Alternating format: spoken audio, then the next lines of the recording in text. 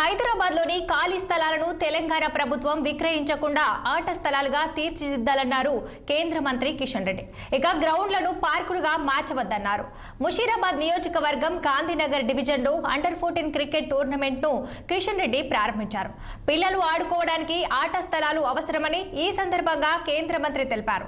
GHMC, Congress ప్రభుత్వం సంయుక్తంగా ఆట స్థలాలను కబ్జాకు గురికాకుండా కఠిన చర్యలు తీసుకోవాలన్న కిషన్ రెడ్డి చిన్నారులు ఆడుకోవడానికి గ్రౌండ్ల ఏర్పాటుకు కాలనీ అసోసియేషన్లు సహకరించాలని కోరారు.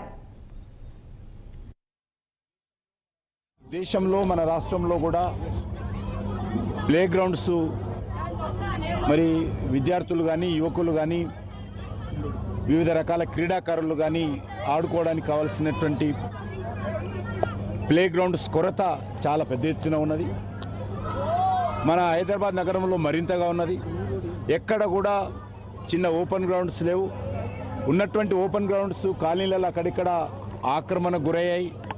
ఉన్నటువంటి గ్రౌండ్స్ను కూడా మరి సకాలంలో పసిపిల్లలకు బాలకు వీళ్ళందరూ బాలులకు ఈ యొక్క క్రికెట్ కానీ, కబడ్డీ కానీ, వాలీబాల్ కానీ, టెన్నిస్ కానీ ఈ రకమైనటువంటి ఆటలు ఆడుకోవడానికి అవకాశం దొరకడం లేదు. ముఖ్యంగా మన విద్యా విధానంలోనే అనేక రకాల మార్పులు వచ్చినాయి. ఈరోజు విద్యార్థులు ఎవరైనా సరే ఉదయం నుంచి సాయంకాలం వరకు ఆడుకోవడానికి సమయం ఇవ్వకుండా 99% విద్య మీదనే ఈరోజు విద్యా సంస్థలు దృష్టిని కేంద్రీకరిస్తున్నాయి. మరి ఉన్నటువంటి గ్రౌండ్స్ కూడా పూర్తి స్థాయిలో విద్యార్థులు ఉపయోగించుకోలేనటువంటి పరిస్థితి ఉన్నది. దేశంలో మన రాష్ట్రంలో కూడా